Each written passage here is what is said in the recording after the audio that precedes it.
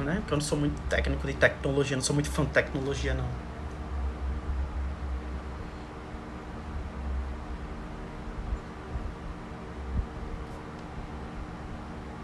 A folha das propostas? Que folha? Ah, tá. Ficha de exercícios Max. Tá. E aí, galera do Instagram, aqui sou eu, Matias. O que é que a gente vai discutir hoje aqui? Eu tinha falado nos stories que nós vamos discutir sobre democracia, trabalho e socialismo na perspectiva de Engel e Marx. Só deixando claro que essa live ela é do projeto de extensão lá da Universidade Federal da Paraíba, outro projeto que eu faço parte, que é o Educa UFPB. O que é Educa UFPB? É uma extensão popular que tenta dinamizar o estudo para o Enem, para as populações carentes do município de João Pessoa e pessoas que estudaram em escola pública e tem essa perspectiva de dinamizar o estudo, que é uma coisa muito interessante, principalmente nos tempos que a gente vive, e tem total subfinanciamento tanto da educação quanto da saúde.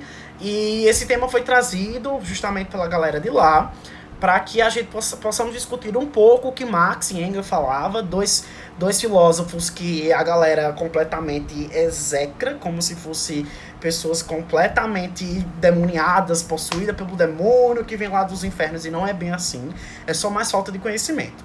Só para deixar claro, hora eu vou estar olhando para cima, hora eu vou estar olhando para baixo, porque eu tô com meus alunos aqui também participando, e a ideia é justamente trazer para vocês um pouco dessa discussão. De início tem uma ficha, eu vou lendo, eu também tô morrendo de saudade de estar na sala de aula com o pessoal, com os meninos aqui. Dandara tá comentando isso no Instagram, eu tô com muita saudade de participar do Educa. Mas é interessante que a gente fique em casa, é muito importante essa construção do conhecimento, um pouco remoto, um pouco triste, mas é interessante, porque a gente tem que fazer o papel do Estado, né? O que o Estado não está fazendo, a gente tem que fazer. Infelizmente, essa é a nossa realidade atual. Então, só para começar com os meninos aqui da extensão, o que é que a gente tenta trazer aqui? Foi preparada uma ficha para vocês, né? Que tá com questões inéditas e questões do Enem. Mas o que é que eu quero trazer de início, tá? É que Marx, ele nunca descreve como é que vai funcionar o socialismo. Fique todo mundo pásmico. Eu sempre, quando eu começo a falar sobre esse assunto, o pessoal fica um pouco assim, não, porque Karl Marx, ele é comunista, ele é socialista, tá. Mas quando você lê o Manifesto Comunista, quando você lê o Capital e diversas outras obras de Marx e do próprio Engels, você percebe que não, Marx ele não detalha como é que vai funcionar o socialismo e o comunismo. Por isso que a gente não tem exemplos claros e evidentes de como funcionam essas sociedades, né, comunista e socialista. Mas tá, o que é que Marx ele critica? Marx ele critica o capitalismo. E criticar o capitalismo não quer dizer que você é comunista. Criticar o capitalismo é dizer que você é uma pessoa sensata e que consegue ver defeito e pôr em xeque esses defeitos para que seja melhorado dentro da sociedade. Então é justamente o que Marx fez. Ele apenas deu dicas como poderia ser o socialismo e o comunismo, mas ele nunca detalhou exatamente como deveriam ser esses sistemas. Então, os sistemas que existem hoje, ou que existiram durante a história, que é muito comum as pessoas dizerem que nunca deram certo, são fictícios. O que a gente diz que são sistemas um pouco loucos. Até o próprio Marx, no final do capítulo 1, se eu não me engano, do Capital, ele diz que a construção do socialismo engeliano, lá de Friedrich Engels, é uma coisa completamente utópica. Então, o próprio Karl Marx, ele traz essa ideia de socialismo sendo utópico. Mas o que ele se debruça é estudar a questão da construção do capitalismo. Então, não criticar esse capitalismo. E qual a importância,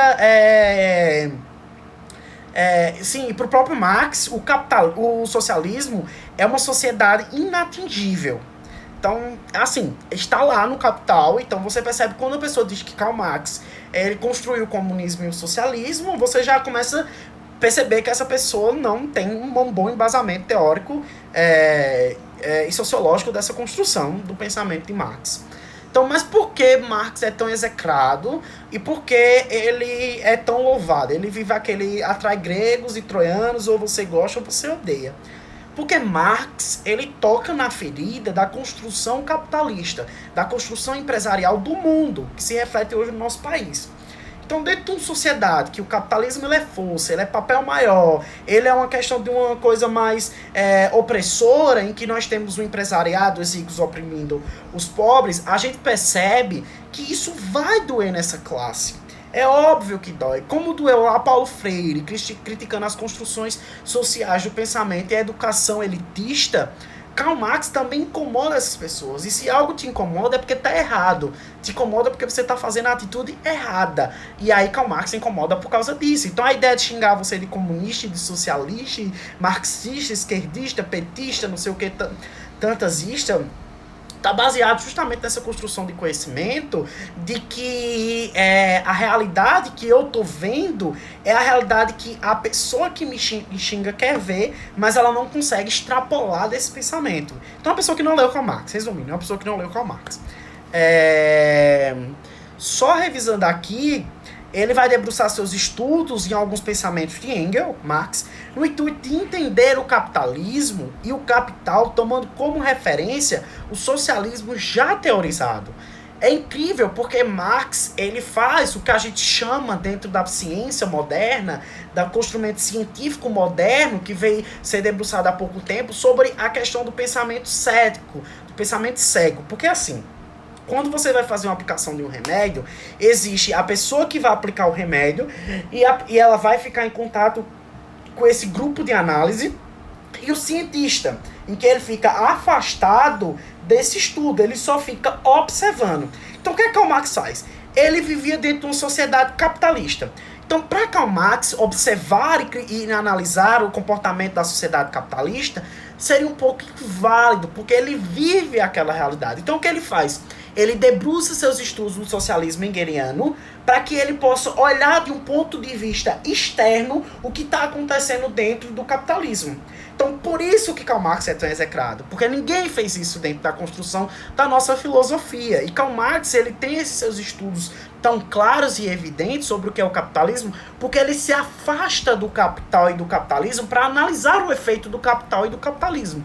Então ele não vive mais aquele efeito, ele analisa de um ponto de vista externo, a partir dos estudos já teorizados de Engels. Então Karl Marx é um dos críticos do socialismo. Então aí a gente já começa a desconstruir essa ideia do que é capital, do capitalismo construído do pensamento de ponto de vista de Marx. Eu espero que vocês estejam entendendo, o pessoal do Educa está entendendo, do Instagram também.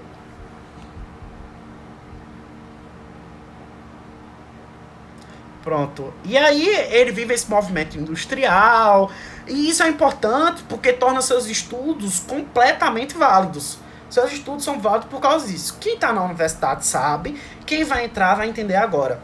Que os cientistas eles tentam afastar o máximo possível do objeto de estudo para que seus estudos sejam válidos, sejam característicos, sejam considerados estudos interessantes. É o que Marx fez lá no pensamento um pouco mais antigo, tá? Então, só deixar essa ideia bem clara.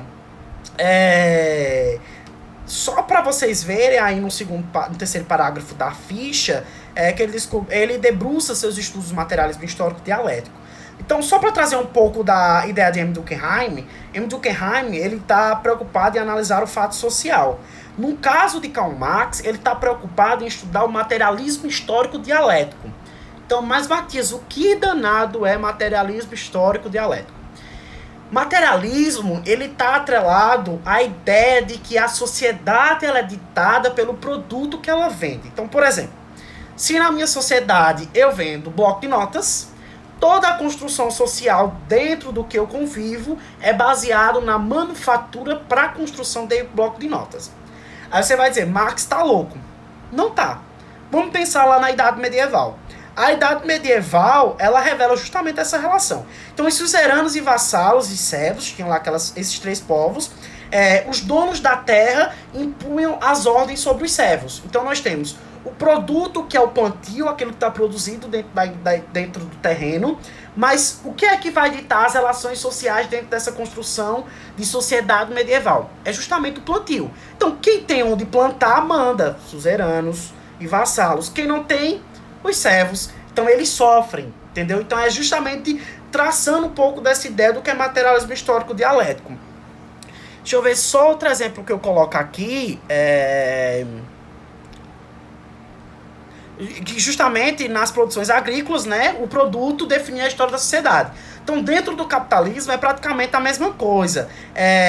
O dinheiro, porque o que a gente tem dentro do capitalismo, o produto dentro do capitalismo é o dinheiro, é o capital. É o nome dos livros do Marx, que é O Capital, ele faz justamente essa ideia. Então, o capital, que é o dinheiro, vai ditar as regras dentro da sociedade capitalista. Então, quem tem dinheiro manda, quem não tem obedece, ou quem não tem é oprimido. Então a gente já começa a construir essa ideia de que Marx ele não está errado. Na sociedade da Idade Medieval, a gente vê essa construção, suzeranos, vassalos e servos, definido pela produção agrícola.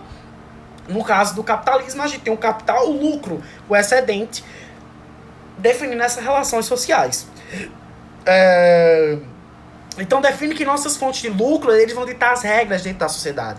Então as nossas regras de construção de como eu vou me comportar, como eu vou construir meu trabalho, como eu vou vender pro meu produto, que é a minha força de trabalho. Então tudo isso vai estar atrelado dentro dessa construção do que Marx pensa, debruçado em Engels. Então por isso que a gente nunca deve pensar um pouco Marx por si só. Ele vai basear-se em Engels para tecer suas críticas, sua construção dos seus livros e dos seus pensamentos. Engels, é incrível entender um pouco de Engels, porque Engels ele traz uma construção de relações de classe um pouco mais antiga de Marx. E é interessante porque para Engels, a primeira relação de dominação foi a relação de homem e mulher. Então o que a gente tem de relações de gênero, Engels teorizava como relações de classe, entre uma relação de classe homem e uma relação de classe mulher. E a gente já cai dentro do tabu dentro da sociedade hoje moderna, que é sobre a identidade de gênero e a relação de gênero que é construído. E aí eu quero que vocês entendam o quanto Marx e Engels é criticado, porque ele move o conhecimento, eles criticam justamente fatos antigos que perduram até hoje. Então, Engels ele pega antigamente e critica a primeira relação de classe, que é homem e mulher, coisa que depois de muitos anos, Simone de Beauvoir, no seu segundo livro, que é O Segundo Sexo, o Segundo Sexo ela faz referência à mulher como sendo o segundo sexo construído dentro dessa sociedade capitalista. E Engels já criticava a relação de homem e mulher lá antigamente, sabe? Então é uma coisa muito interessante da gente pensar, por isso que eles são tão odiados. Porque Engels ele traz essa questão, essa discussão de que a mulher ela é assim, ela tá assim atrelada a uma relação de classes. Então era o homem que saía para trabalhar e a mulher ficava em casa obedecendo os meros prazeres sexuais e de casa, casuais, né, desses homens. Então o papel da mulher só vem modificar após Segunda Guerra Mundial, quando os homens na construção do nazismo saem para a luta e as mulheres têm que ficar e trabalhar. Mas é por causa de uma construção de que os homens estavam morrendo, e não por causa de um papel das mulheres serem protagonistas dessa história. E é uma construção que eu quero tecer um pouco mais para a modernidade, que os estudos feministas não estão pautados na dominação da mulher sobre o sexo do homem. Porque o homem ele não está dentro de uma formação social boa e benéfica dentro da nossa sociedade. Ele está numa formação social privilegiada, mas é diferente de uma relação social boa. O pensamento feminista é que todas as relações de classes sociais construídas entre homens e mulheres com o passar do tempo sejam diluídos e novas sejam construídas de formas equânimes, de formas igualitárias, e que todos possam ter questões salariais questões salariais idênticas, relações de gênero idênticas, relações sociais idênticas, de voto e etc. Então, é bom pensar que muitos dos nossos filósofos atuais que criticam a questão da socialização do corpo, lá com Michel Foucault, a questão da violência com Hannah Arendt, a questão um pouco lá da construção de educação moderna com Paulo Freire e Viviane Mosé, que ainda está viva, Viviane Mosé, a gente vai trazer essa discussão mais para as próximas aulas sobre educação, sobre os eixos da educação, com o pessoal do Eduque, talvez no Instagram. Mas é a ideia de que as relações de classe elas são antigas, e elas são construídas em gêneros, elas são construídas em pessoas. Isso é uma questão que a gente deve pensar e pôr em questão, porque é uma coisa que é muito louca. E é uma coisa que vem reacendendo dentro da nossa sociedade. Então, quando você vê pessoas dizendo que as minorias têm que se curvar diante das maiorias, quando você vê o desmembramento de ministérios para a entrega desses ministérios a pessoas que são relacionadas ao ramo do empresarial, como aconteceu com o Ministério das Comunicações, com o Fábio Farias, sendo genro de Silvio Santos, só demonstra que as nossas relações de classes sociais capitalistas, teorizadas por Karl Marx e embasadas nos pensamentos de Hegel, elas são sim reais, elas existem e elas incomodam porque elas existem. Porque se fosse coisa que não existisse, as pessoas deixariam pra lá. Então é muito interessante a gente pensar isso, sabe? Porque quando eu vejo uma notícia dessa, e aí como já li alguns livros de Marx, você percebe que o que Marx pensou há muitos anos atrás acontece hoje. É uma questão que a gente deve pensar e entender, porque eu acredito que certas pessoas tivessem lido um pouco de Marx, veria que esses problemas não aconteceriam.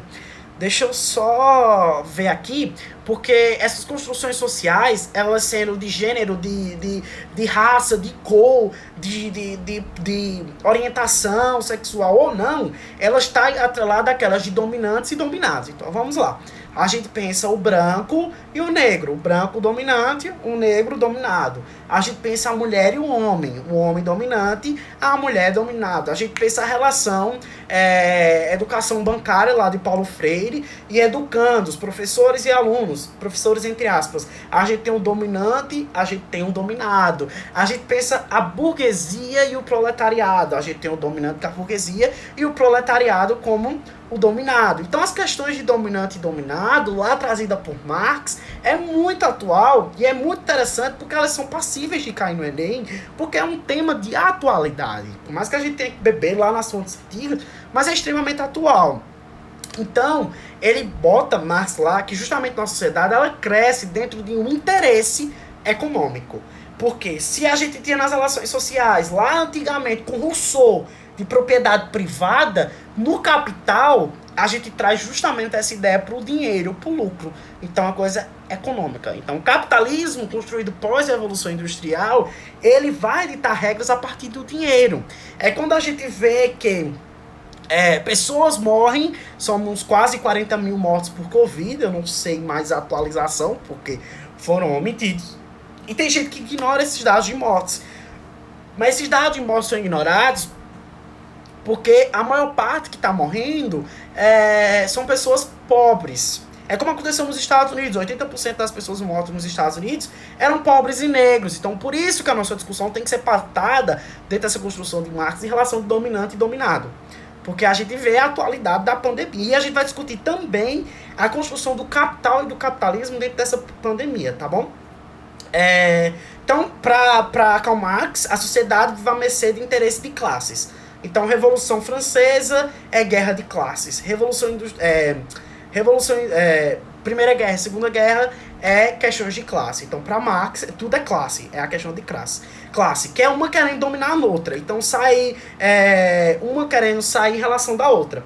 Um exemplo que eu coloco aqui na ficha, nas sociedades pré-históricas, o homem detinha a relação sobre as mulheres. Então a gente vê muito na pré-história aquela questão do homem bater para galantear a mulher. Então a gente já percebe essa relação de classe, homem e mulher, lá teorizado por Engels, também trazido por Marx nos seus estudos. Na Revolução Francesa é justamente o nascimento da burguesia para comandar o país. Então a gente tem mais uma vez um exemplo de luta de classes que constrói uma sociedade. Então, o descobrimento do Brasil aos estrangeiros que dominam os nativos e escravizam os africanos. E no capitalismo, a burguesia domina o proletariado. Então, a gente chega no nosso pensamento mais contemporâneo.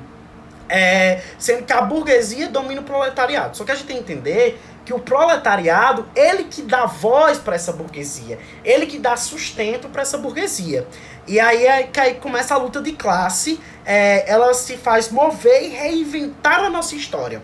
Então, dentro dessa luta de classe, é que todas as sociedades elas são modificadas. Então, qual é o problema nosso contemporâneo? Que a população que hoje reside no país, no nosso Brasil, é que ela não se tem esse conhecimento, que é o que Marx chamou de consciência de classe. Porque se a população desenvolve essa consciência de classe, neofascismo e governos neoliberais não estariam no poder. Então a gente não veria essa destituição da educação, como aconteceu recentemente com a medida provisória do ministro Arthur Weintraub, que faria com que os universitários, os reitores fossem escolhidos durante a pandemia pelo próprio ministro. A gente não teria a aproximação do próprio presidente com o grupo empresariado, como Fábio Farias. A gente não teria diversas críticas ou destituições de ministérios, ou como mesmo existe dentro de uma pandemia, que a pandemia é o maior exemplo de que o sistema capitalista ele é frágil, ele é fraco, ele é instável. Não teria que hoje, quase 2 meses, nós não temos um ministro da saúde. Então, quando se pergunta assim, o golpe vai existir? Não, o golpe já existe, o golpe militar já está sendo construído. E é preciso que exista uma consciência de classe para que entendamos que quem move a economia do país não é o presidente, somos nós, é a construção social, nós, o movimento estudantil, o movimento de trabalhadores, o movimento de construção social, é nós que vamos mover essa construção de um novo Brasil. Deixa eu só... E é dentro dessa construção que a gente tem que perceber. Uma questão que eu trago aqui para o pessoal do Educa é que eu faço uma questão, deixa eu abrir aqui, que é a questão número 7, que é justamente falando sobre a greve dos caminhoneiros. A greve dos caminhoneiros traz um exemplo de que a consciência de classe ela pode mover a sociedade. Por que exemplo? Porque mais ou menos foram parados 1% da população, que foram os caminhoneiros, e todo o país ficou parado. Então é 1% de um total de mais de 200 milhões de brasileiros, e que foi possível parar o país. Eu duvido que se 1% do empresariado parasse, o país pararia. Não tinha como, porque quem move a economia, que é a nossa força motriz, é o pessoal, somos nós, o proletariado, a construção desse proletariado, entendeu? Então, dentro dessa construção, é tão provável que a gente vê que sem comércio não tem economia. Quem move o comércio somos nós que compramos, somos nós que vendemos. Então, é dentro dessa construção social de consciência de classe. Eu trago na ficha alguns conceitos interessantes, que é o que é trabalho, o que é alienação, o que é consciência de classe, mais-valia, Estado e fetichismo na mercadoria.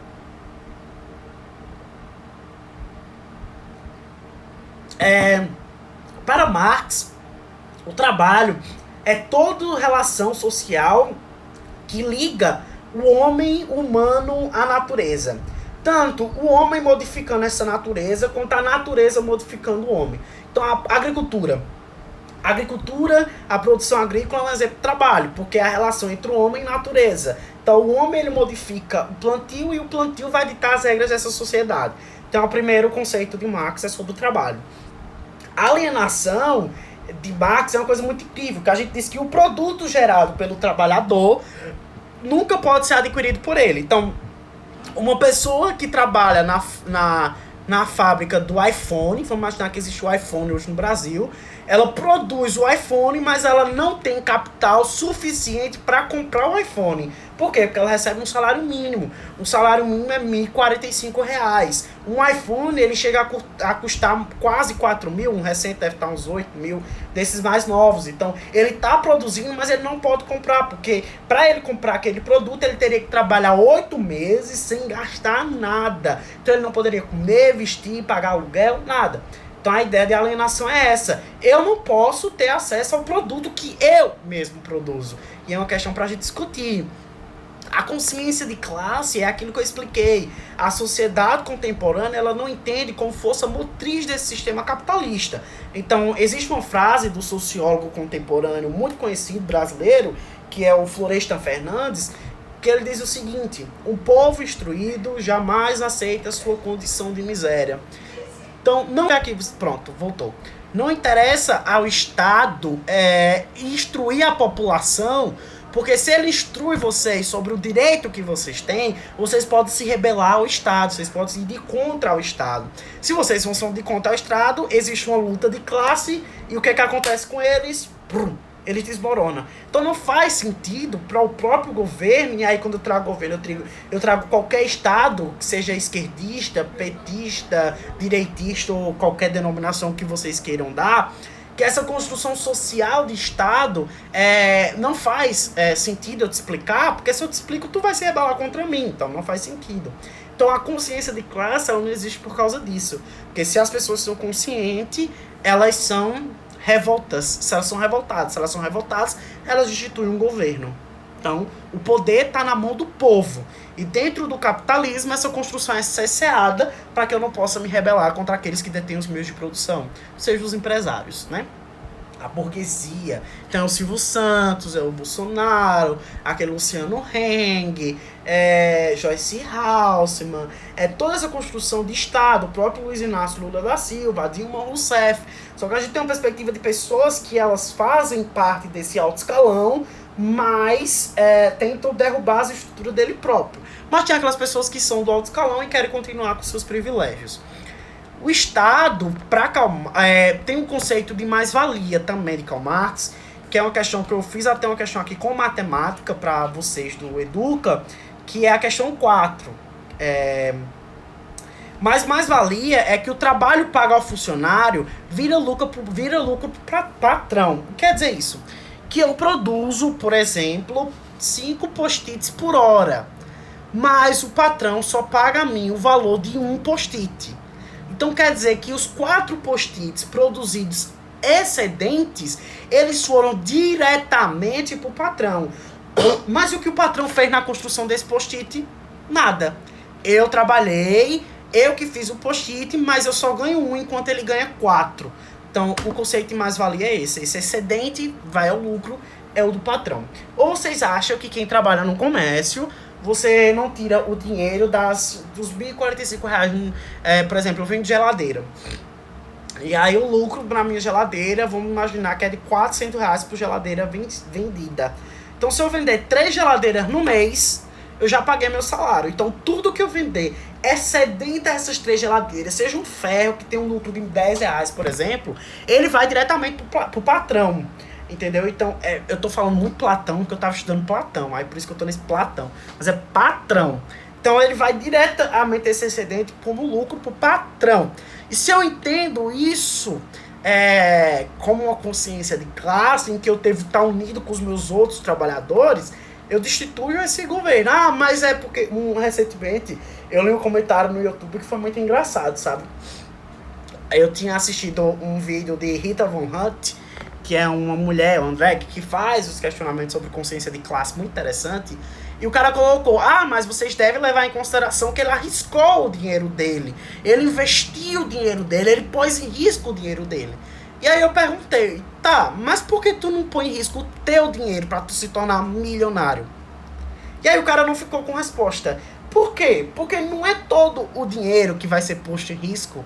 O dinheiro que vai ser posto em risco é de quem tem dinheiro. Já ouviu falar aqui? Quem tem dinheiro faz dinheiro. Pronto. Eu com R$1.045, salário mínimo brasileiro, pago um aluguel de 600, R$500 mais ou menos, mas vem água, luz e eu tenho um custo aí de R$900 por mês. Eu fico com 145. Desses 145 eu tenho que pagar a escola de filho, eu tenho que comprar material, ou eu tenho que passear, comer alguma coisa diferente, que nem é tão diferente, e me sobra no final do mês, vou imaginar, R$45. E aí eu pego esses R$45 e vou investir. Tá, vou investir em quê com R$45? Me diga. Em que eu vou investir esses R$45? Ah, você pode juntar, tá. Vai passar um ano, eu vou ter R$500 mais ou menos. Então eu vou investir onde R$500?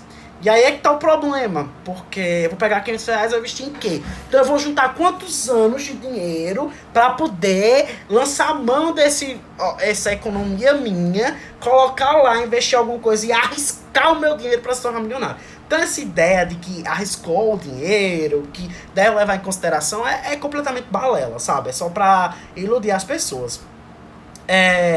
O Estado, para Marx, é a instituição que atende o direito das classes dominantes. E é uma coisa muito clara. E aí, quando eu digo muito clara, eu quero tecer uma crítica aqui ao próprio governo do Luiz Inácio Lula da Silva, que é porque ele faz a construção do ProUni. Então você pensa, o ProUni ele vai me dar bolsa de graça para pobres estudantes conseguirem fazer o ensino superior e conseguir ingressar então na universidade. Tá, mas o ProUni é necessariamente uma transferência de renda do Estado para o setor privado. Então quer dizer que eu dou a bolsa para essa pessoa estudar, que é um ponto positivo, mas eu estou alimentando o capital privado e não o capital público. Então é assim, o governo, o Estado, ele atende os interesses das classes dominantes. E eu quero trazer um trecho muito incrível aqui, que é o fetichismo da mercadoria. O que é que Marx traz nessa ideia de fetichismo da mercadoria? É que tudo, exatamente quase tudo, na verdade tudo, ele é transformado em mercadoria dentro do capital, desse sistema capitalista. Então quer dizer que esse post-it aqui, que é um papel para estudar, virou mercadoria. Então a gente vê que a educação, ela é mercadoria. Então a gente tem a construção de quê? A gente tem a construção do sistema privado de educação, que é mercadoria. O sistema de saúde tem a construção privada com os planos de saúde.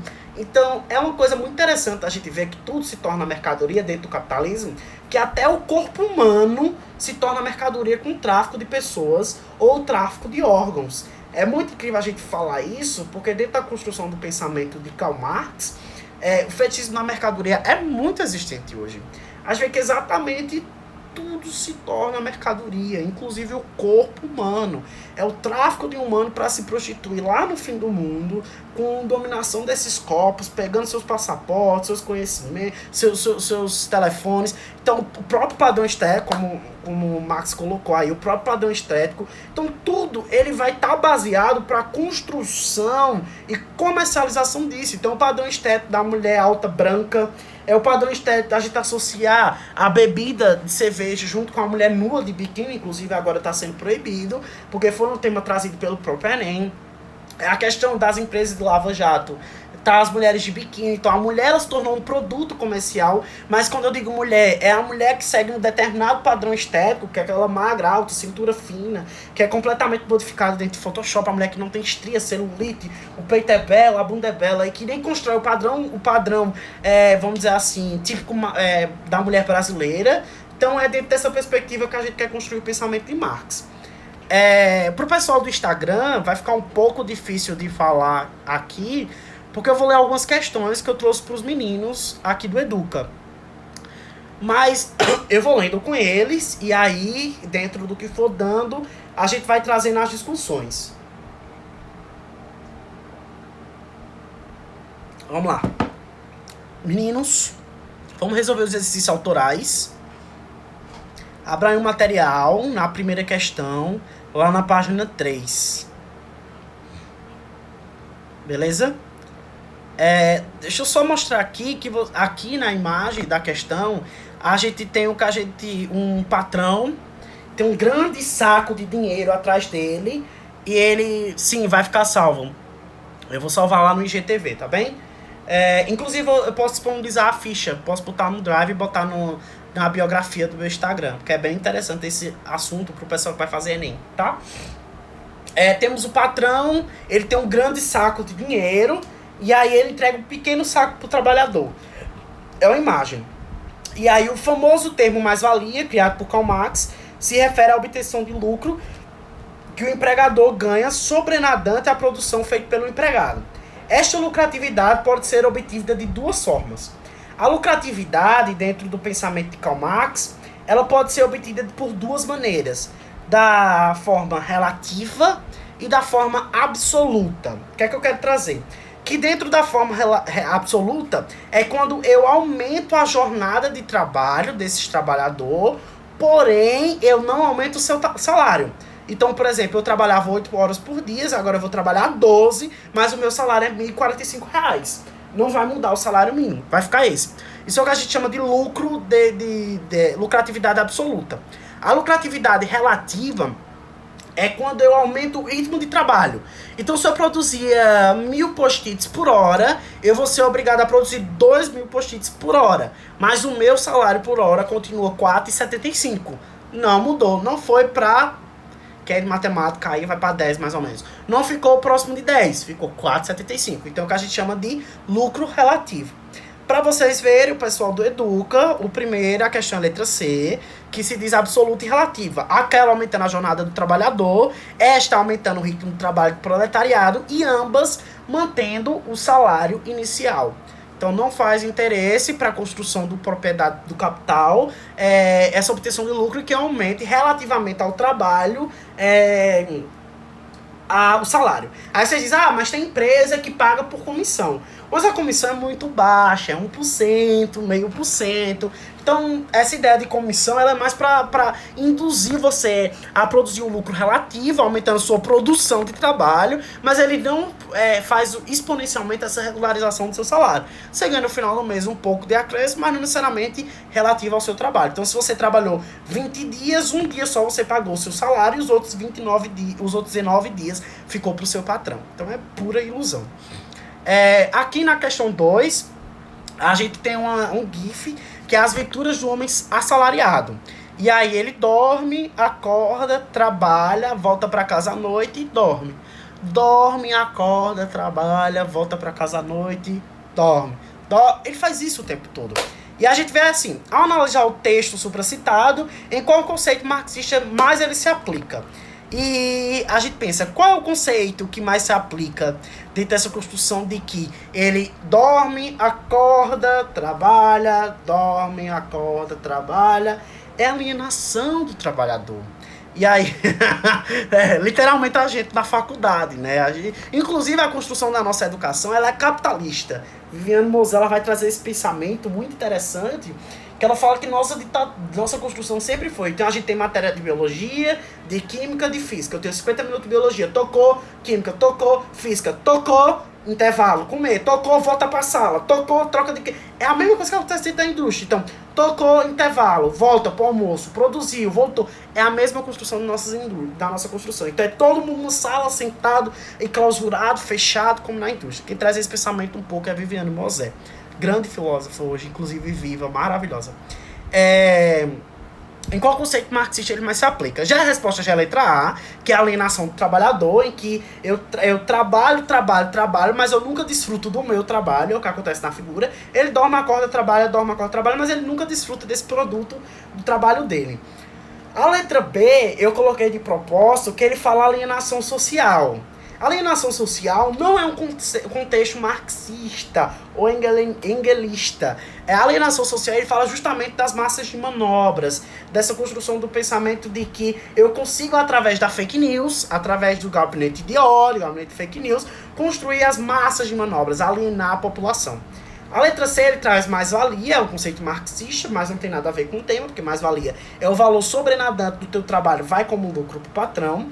A letra D traz dominação dos corpos, é um conceito Foucaultiano, de Michel Foucault, em que ele traz justamente esse dominar o corpo para que ele siga regras sociais, regras dentro do sistema capitalista. Então a mulher é obrigada a usar roupas que não sejam curtas, fechar as pernas porque o homem está olhando. A culpa é do homem que olha, não da mulher que está com a perna aberta, mas a família ela induz a criança a fechar as pernas, a cruzar as pernas, porque é feio. Mas tá, quem disse que é feio? Por que é feio? Quem titulou isso como feio se é o homem quem olha? Então quem tá errado é quem tá olhando, não é quem tá teoricamente mostrando. A letra E traz sobre consciência de classe, e aí não tem nada a ver, porque a consciência de classe é justamente essa perspectiva da luta, do conhecimento e etc. A terceira questão é muito legal, porque a gente traz a discussão sobre fetichismo sobre a mercadoria.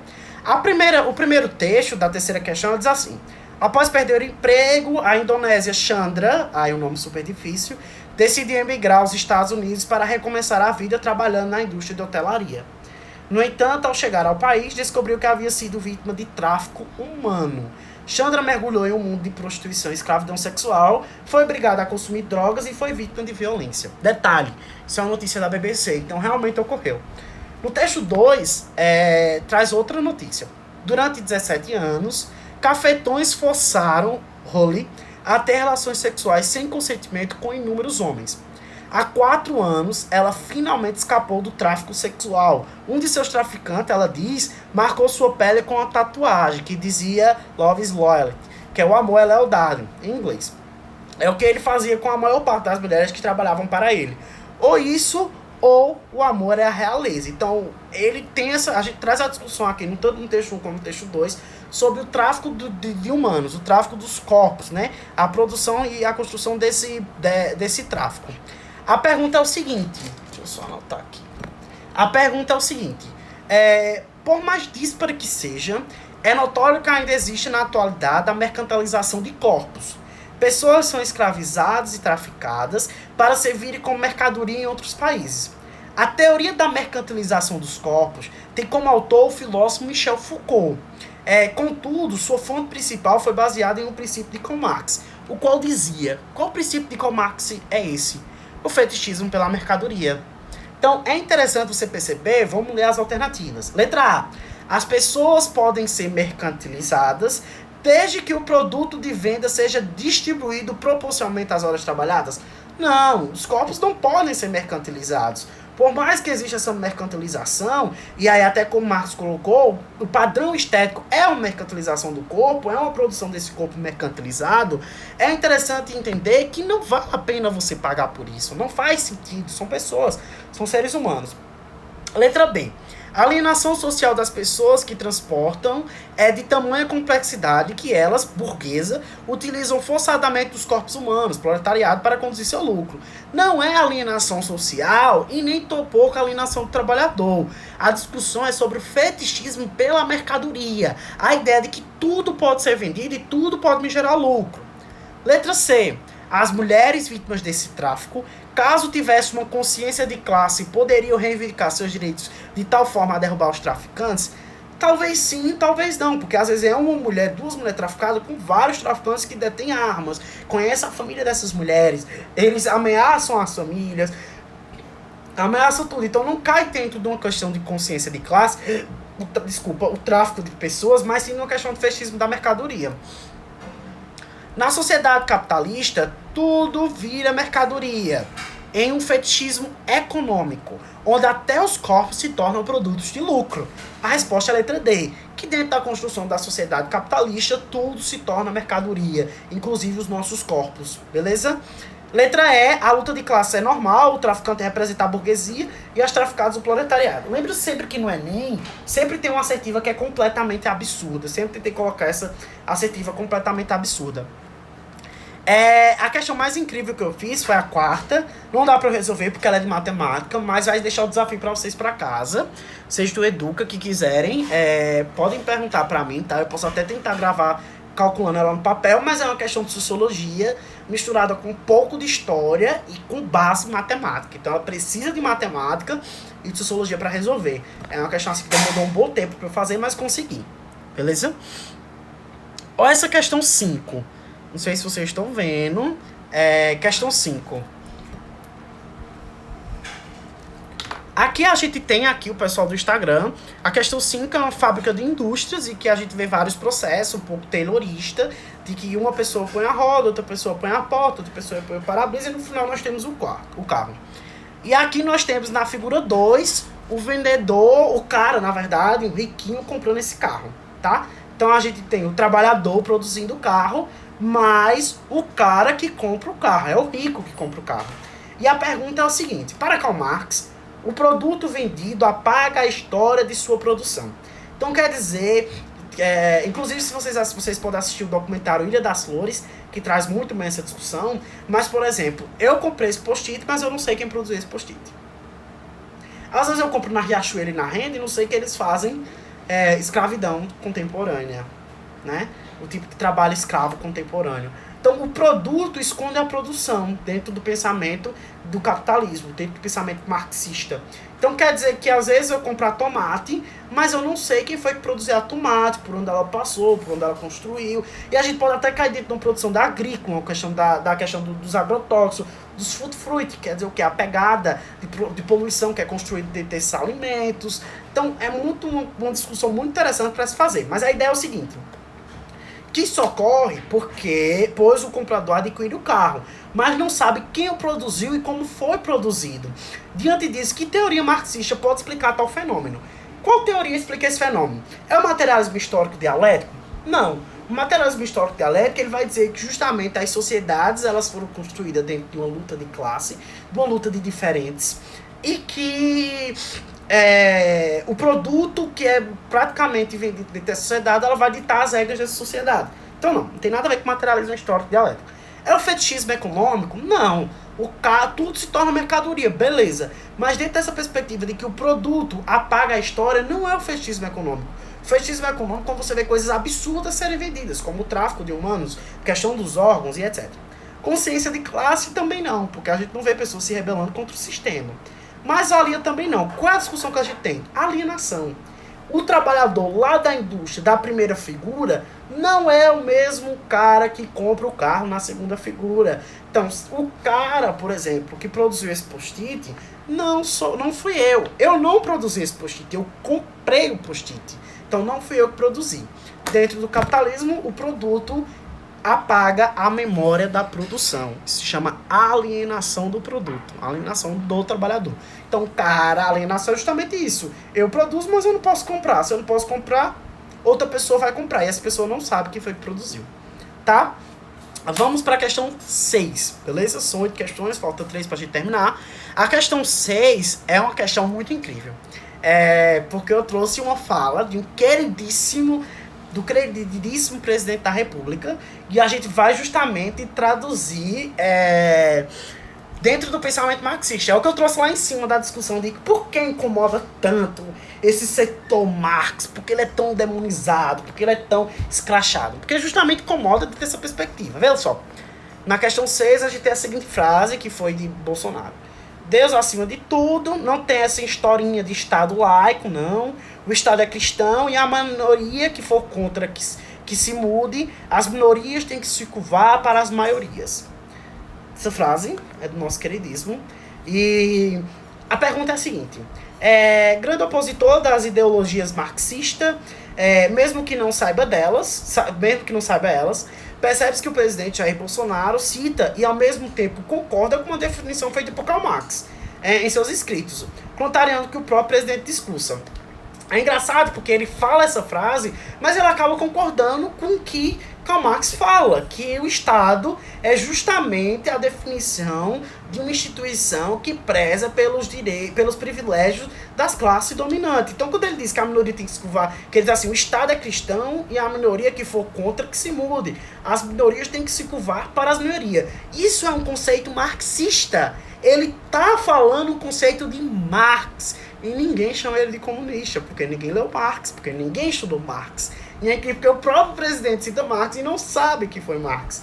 Porque Marx ele diz que o Estado, dentro da sociedade capitalista, é o atendimento de classes dominantes. Não se atende às classes dominadas. Então é incrível a tamanha despreparo do que a gente tem nos nossos representantes. Porque eles citam frase marxista e critica quem que fala de Marx. Então é uma coisa muito louca, porque essas pessoas não leram Marx. Já é o primeiro exemplo, né? Que não leram.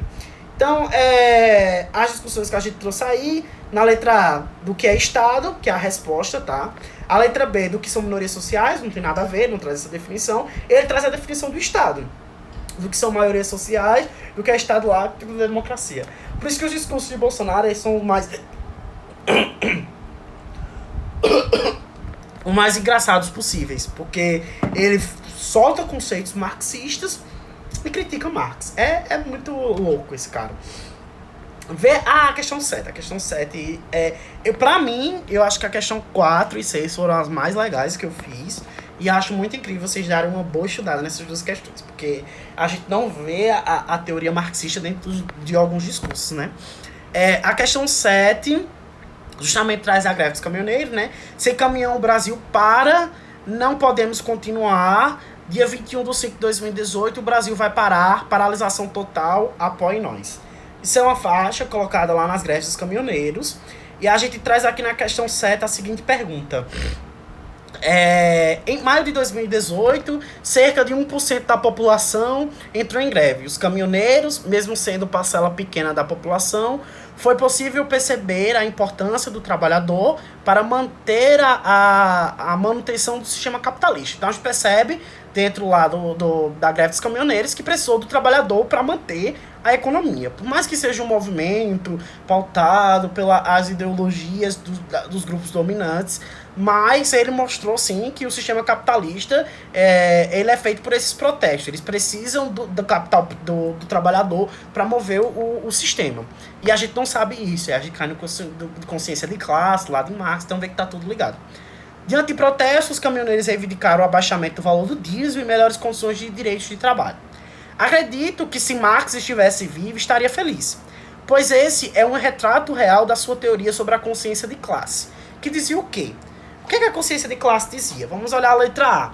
O povo instruído jamais aceita a sua condição de miséria. Não, isso não é de Marx. Isso é de Florestan Fernandes, sociólogo. Não se nasce mulher, torna-se mulher. Isso é de Simone de Beauvoir, filósofa também. A educação brasileira é uma educação bancária. Não, essa frase é de Paulo Freire. Letra D. Os trabalhadores teriam que se unir para conseguir mudar a realidade. Isso é o pensamento de Marx. Letra E, a alienação sobre o produto esconde todo o processo de produção. Também é de Marx, mas fala sobre alienação e não sobre consciência de classe, como a questão perguntava. Beleza? A questão 8 e a última, ele traz um debate que eu quero trazer tanto para o Educa, para o pessoal do Instagram, que é sobre a instabilidade do sistema capitalista. Vamos lá. A questão diz o seguinte: a primeira grande crise nacional ocorreu em 1822, quando Dom Pedro I proclamou a independência. Ou seja, o país já nasceu marcado pelo desafio da superação. Porém, com a crise de 1929, que caracterizou a quebra da Bolsa de Valores em Nova York, a economia brasileira sofreu um novo forte impacto. Os principais países compradores do café brasileiro deixaram de comprá-lo. O plano real estabilizou a economia, mas a um custo muito alto. Os juros foram elevados e ocorreu a privatização de empresas públicas para manter a moeda valorizada. Em janeiro de 1999, o Banco Central promoveu uma grande desvalorização do real, o que provocou a quebra de bancos e um período de estagnação econômica que só foi revertida a partir de 2004, quando se iniciou um processo de fortalecimento do mercado interno, abrindo um ciclo de crescimento. Então, o que a gente vê dentro desse texto? 3 exemplos de crise, 3 momentos de crise que nós temos dentro do sistema capitalista, o que marca a ideia de Marx também, que o sistema capitalista ele é instável. Ele mostra as crises que existem dentro do sistema capitalista, mostra o quão instável é esse sistema. Ele não mantém uma estabilidade, ele vive questões de ciclos. Ele está ora na crista da onda, ora no vale da onda. Então ele sempre vive essa ideia. A pandemia do Covid-19, do SARS-CoV-2 ou do novo coronavírus, ela mostra justamente essa instabilidade do sistema capitalista. Por quê? Porque mostrou que quase todos os países não estavam preparados para receber uma pandemia. Por mais que os investimentos públicos dentro dessa pandemia tivessem sido eficazes, quase nenhum país conseguiu não ser atingido, na verdade, nenhum país conseguiu ser atingido pela pandemia. É interessante perceber que os países que conseguiram serem revertidos da economia da pandemia foram países completamente fechados, que se dizem, como as pessoas que não leem, diz aí como países socialistas e comunistas, mas a gente já entendeu que esses países não são socialistas nem comunistas. Até então o socialismo e o comunismo ele é utópico, ele é inatingível, o próprio Marx diz isso, e Marx não teoriza nada, ele só critica. Foram os menos atingidos, e a Nova Zelândia e a Alemanha. Por quê? Porque houve investimento público dentro do sistema de saúde público deles. Isso é uma discussão para a gente trazer adiante, que é sobre o investimento e o subfinanciamento do nosso sistema de saúde. O sistema de saúde completamente legal, todo mundo sabe que o sistema público, nosso sistema único de saúde ele é interessante, mas a gente critica o sistema único de saúde porque a gente só tem perspectiva da grande mídia do acesso clínico, do acesso médico. E o nosso sistema único de saúde, ele trabalha dentro da política nacional de imunização, então, rubéola, sarampo, dentro da construção da questão do HIV, então, distribuindo várias camisinhas antirretrovirais. Então, o SUS, dentro da Anvisa, dentro da vigilância sanitária, dentro da nossa água que nós bebemos, da água que nós tomamos banho, da nossa comida, do pão da padaria, para que ele não venha com bicho superfaturado. Então, o SUS, ele é completamente estruturado. Existe essa pequena falha, que não é tão pequena, mas que a mídia, ela expande essa discussão. Então isso é outra discussão para a gente trazer, Mas o que eu quero mostrar é o seguinte, que o nosso sistema, que o sistema capitalista, ele é completamente instável. Então, é sabido que a gente vai passar por crise. Então, essa é uma crise, daqui a uns 10 anos vão passar por outra, depois vão passar por outra. O que influencia dentro dessas perspectivas da crise? É quem sofre mais e quem sofre menos. Dentro do sistema capitalista, a gente já entendeu que quem sofre mais é o dominado, não o dominante. Porque se o dominante está sofrendo, ele faz a obtenção de lucro de forma absoluta ou de forma relativa. Absoluta aumentando a jornada de trabalho, relativa aumentando a produção dentro do trabalho. Então, o dominante ele não é tão atingido. Diante do exposto e sabendo o que pensava Marx e Engels, assinala a assertiva correta. Olha a letra A. O capitalismo é um sistema estável, porque produzimos infinitamente mais do que consumimos. Não, o capitalismo não é um sistema estável, é um sistema instável. E ele é instável porque a gente produz mais do que a gente precisa consumir. Então, se eu tenho... Isso é legal, o capitalismo... Existe pontos positivos, minha gente. Existe, óbvio. A gente teve uma grande escalada da produção de alimentos. Então, quando a gente pensava lá nas teorias malthusianas, que ao faltarem alimentos para a população, a Revolução Industrial e a construção do capitalismo fez com que essas teorias não fossem tão eficientes e a gente pudesse comer. Mas todo mundo tem acesso a essa comida? Não. Quem tem acesso à comida? O grupo dominante. Então, se eu quiser agora comer um caviar, eu não vou comer, não posso comer. Então, se você mora na favela, você vai comer o que é mistura, feijão, arroz e uma carne, talvez. Então, ou não, ou como eu vi matéria, já li artigo, de pessoas, de mães que fazem a farinha de mandioca misturada na água e a criança bebe, como se fosse um mingau, um pirão de água. Então, é interessante, é como minha mãe fazia, o pirão de ovo. É interessante a gente perceber que o capitalismo, ele tem seus pontos positivos, mas tem que questionar. E não é porque eu questiono o capitalismo que eu sou comunista, socialista, petista, esquerdista, e tudo que falam aí dessas denominações, né? A letra C é a resposta correta. O capitalismo é um sistema instável porque produzimos infinitamente mais do que consumimos. E essa produção infinitamente mais, a gente mostra o consumo de lixo, a gente mostra, por exemplo, eu vi um recente documentário falando sobre a produção de lixo aeroespacial, então a gente tem muito lixo produzido lá fora, na nossa atmosfera, que isso pode trazer malefício para a nossa sociedade, para o nosso mundo. Então é incrível a gente pensar e entender Marx, que Marx não é o que o pessoal dita. Marx é o que está escrito no livro. Então, quem lê sabe que Marx, ele não dita o sistema socialista e capitalista. Ele dá pontos sobre esse sistema. Mas o intuito de Marx é estudar o capitalismo de uma perspectiva socialista para que ele fique longe do objeto de estudo dele. Para que o estudo dele seja válido. É uma coisa que a gente faz. Então, se eu estou querendo estudar sobre os efeitos da flor, os efeitos da cannabis no alívio da dor do parto.